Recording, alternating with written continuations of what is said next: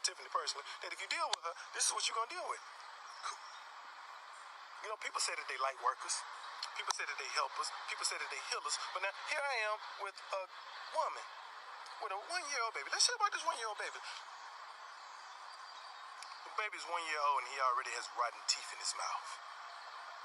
And when she got up the next morning, she started feeding this baby cookies and candies and Skittles and honey buns, all the shit that she had been stealing. That's what she want to feed the baby for breakfast. I can see why his teeth is rotten. Layla, here's some breakfast. Here's some food. Here's some vegetables. Feed this to the child. Give this to the child. Oh, he don't want that. He won't can't. He likes to eat what I eat. This is the mentality that I'm dealing with. Okay. So I tell Layla, I said, Layla, listen. I don't really just want to put you out on the street. I don't want to just put you back out there with this little boy and y'all homeless and you pushing the buggy. I said, I tell you what, you can stay here. I said, you stay here. Let me teach you. I teach you tarot. I train you. I even help you start off your own business if you want. Whatever you want. But so you ain't got to be out here with you and your son pushing these streets trying to find out where you're going next. Layla decided to stay. I said about 2 weeks into it, a car pull out in my yard, and I go out there. And there's some woman sitting in the car talking about where Layla at. So I go back and holler, Layla, there's some woman out here, and I don't really let people pull up in my house. Who is it? She said, oh, that's the girl that left me. She came back to get me. How long have you been stranded? I said, okay, Layla, you finna go with her? I mean, I don't want to be a burden. I said, Layla, listen. Whew.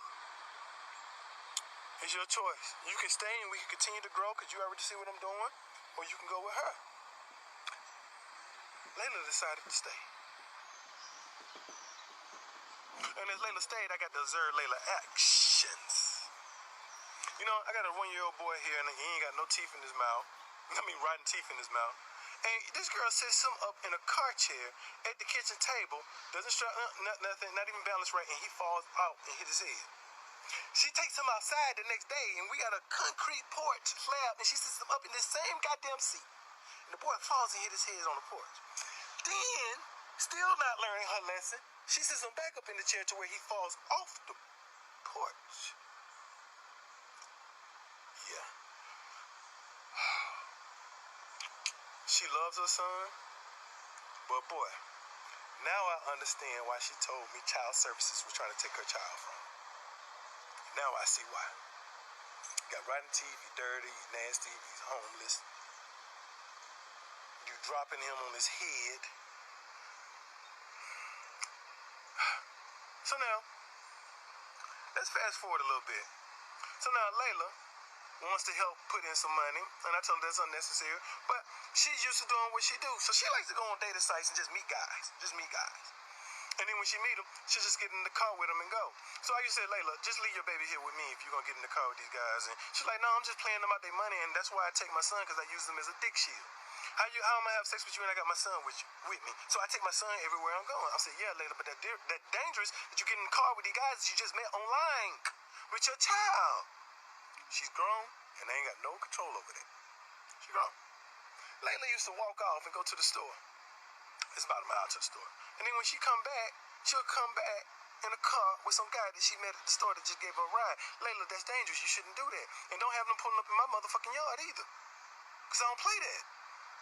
This is the mentality of an individual that I was dealing with. 2 months.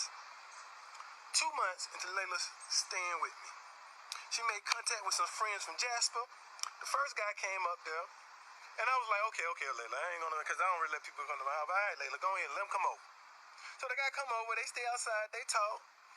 Then she come back and said, one of my friends finna get ready to come pick me up. He's from Jasper, and we getting ready to go. And I'll be back in 2 or 3 days. I said, okay, Layla, I'll see you in 2 or 3 days.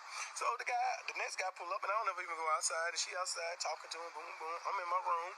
I go to sleep. When I get up, Layla's gone. But not only is Layla gone, a lot of my shit is gone. And she stole my cat.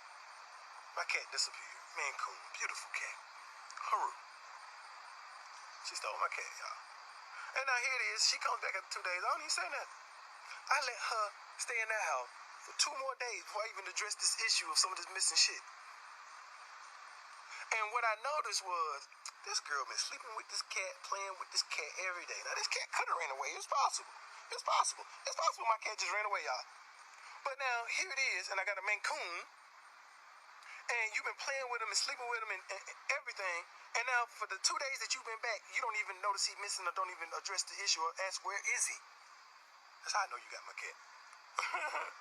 And so, now, I address the issue with her, I confront her, we argue, and I tell her she gotta get the fuck out. I can't have nobody in my house stealing from me. I can't. I'm giving you too much. Ain't nobody giving me no money. Ain't nobody giving me no government support. Here I am, taking care of 2 women and 2 children, and then one of them mine.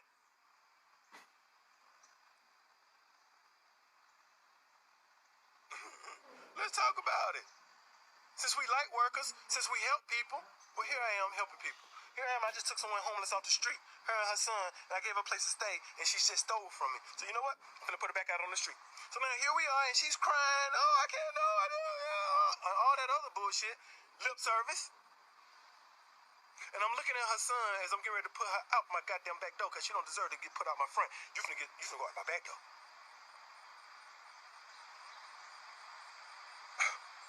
And I look at her son. Why did I look at him? Because he's crying. This is a little boy I've been taking care of for almost 2 months now.